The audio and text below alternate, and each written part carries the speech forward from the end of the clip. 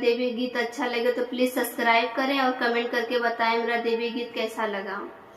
कवने डरिया बोले ली कोयलिया तो कवने डरिया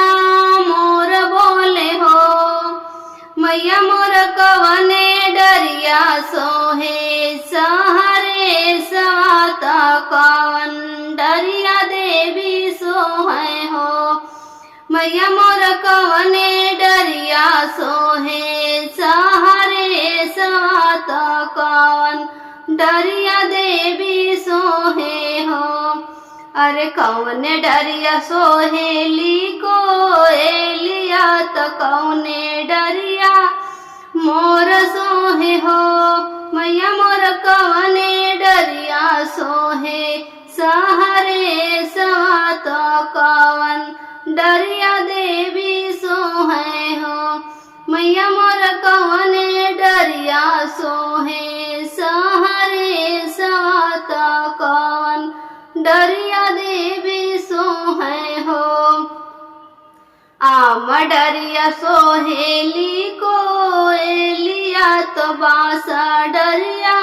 मोर सोहे हो, आम डरिया सोहेली कोयलिया तो बासा डरिया मोर सोहे हो, मैया मोर बड़का फुलवा सोहे सहरे सवातो निमिया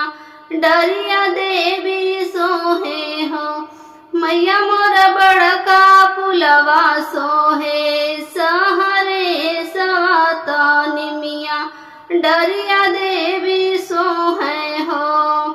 अरे कौने हथवा सोहे लाने भूलवा तो कौने हथवा भाला सोहे हो, मैया मोर कौने हथवा सोहे तलवारिया तो बैरी दहाला जाला हो, मैया मोर कौने हथवा सोहे तलवारिया तो बैरी दहाला जाला हो,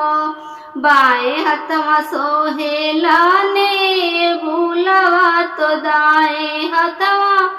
भाला सोहे हो, मैया मोर अठवें हथवा सोहे तल